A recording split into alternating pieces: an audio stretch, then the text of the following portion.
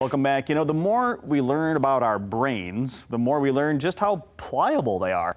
Neuroplasticity, that's a big word. That basically means networks in the brain can grow, they can reorganize, and our next guest is an expert in that field. Uses her knowledge to help parents and their children. Welcome to the Morning Mix, Professor Lauren Spiegelmeier. How are you?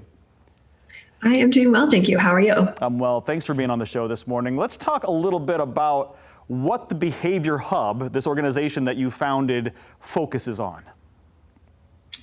The Behavior Hub is an organization that focuses on working with schools and families, and we do so to address challenges, behavioral needs, but through a holistic standpoint. So we're talking physical exercise, how that impacts the brain, food, how that impacts the brain, and then the psychological supports that we can embed to not only neutralize kids and help them to stay emotionally neutral, but also to help them learn. Yeah, if you're a parent that's got one of those kids that will just throw those tantrums into your wits' end, you may not realize that food, like you mentioned, or the environment that they're in, even the color of the room, there are lots of different ways that you can approach this. Let's talk about the emotional brain and stress.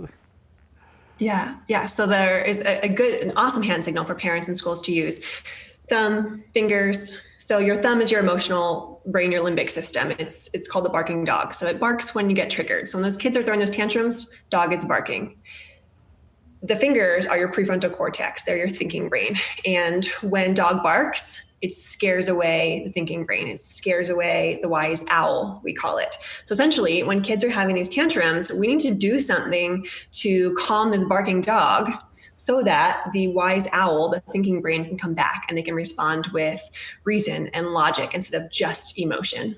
What a great way to portray that. That's very visual. I think I just learned something. Let's talk, speaking of learning things, old dog, new tricks type of thing. I mean, the brain can move. It can change shape and size. Talk about how, you really can retrain neural pathways for different behavior. Yeah, absolutely. So, and this hand signal came from some Dan Siegel's work in Georgetown University. And what we really do, especially at the Behavior Hub, is we take both a bottom-up approach and a top-down approach. So your brain is like a muscle. So what you're going to do is you're going to work on things to help the dog calm down. So you'll teach kids different things like movements, exercise, breathing, even touch can help to grow this part of the brain and help stay neutral.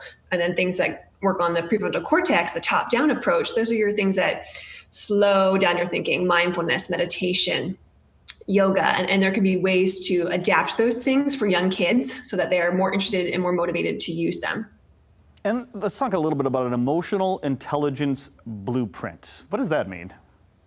Yeah, so that's the framework we created for the Behavior Hub. And essentially, it teaches kids about this hand signal, families as well, and they learn to categorize their emotions into a continuum. Once they recognize their emotional state, then we go through all of those bottom up and top down strategies so that they have a toolbox to use to help them calm their barking dog and bring their wise owl back. And the final step of that is having a problem-solving conversation. It's a very brief, scripted conversation, but it helps them come up with an alternative to get what they need next time the instance occurs.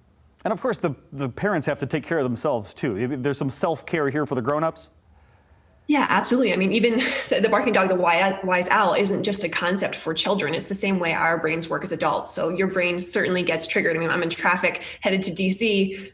My barking dog is absolutely triggered. So what can we do as adults that are the same thing, the bottom up and the top down? How can we embed those practices into our own lives so that we can stay emotionally neutral? Because kids are mirroring what they see. The brain has mirror neurons. What it sees, it does. So if you want them to be something, they have to see it from you.